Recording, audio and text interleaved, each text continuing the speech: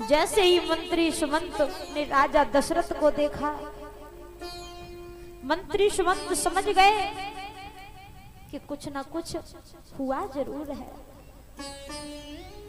बस राजा दशरथ ने मंत्री सुमंत से कहा कि मेरे पुत्र राम को मेरे पास और बुला के लेके आओ।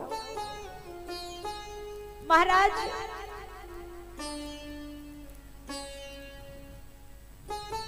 मंत्री सुमंत भगवान राम के पास पहुंचे, प्रभु राम से कहा कि राजा दशरथ ने आपको बुलाया है। तो महाराज भगवान राम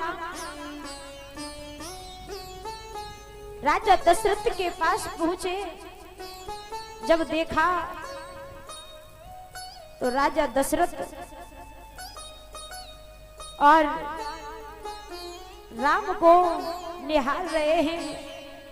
हे राम एक ही शब्द बोले जा रहे हैं। भगवान राम ने और पूछा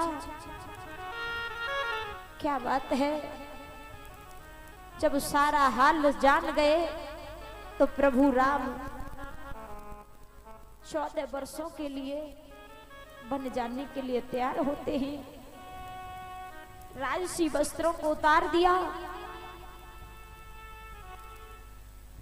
साधारण से वस्त्रों को पहन लिया।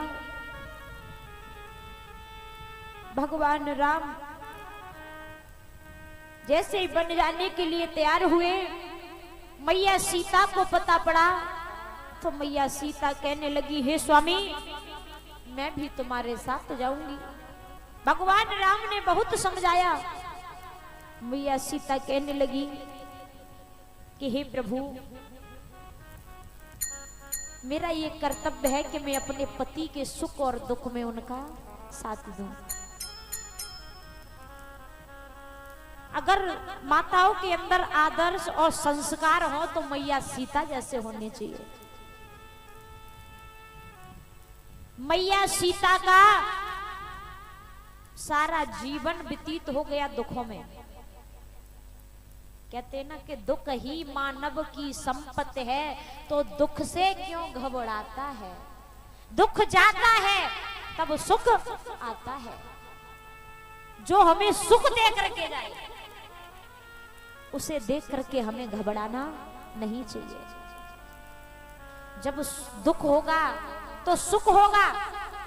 सुख जब जाता है तो दुख दे करके जाता है, और जब दुख जाता है तो सुख दे करके जाता है।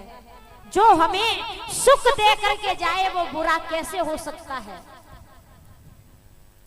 मैया सीता ने बहुत विपत्ति उठाई, बहुत दुख झेले, फिर भी मैया सीता घबराई नहीं।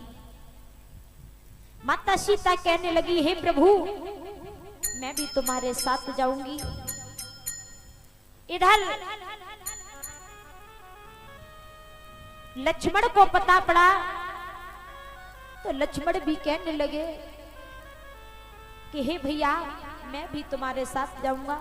लक्ष्मण को भी भगवान राम ने बहुत समझाया, लेकिन लक्ष्मण नहीं माने।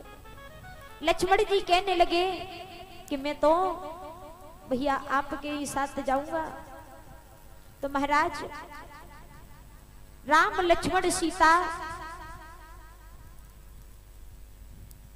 अयोध्या को छोड़ करके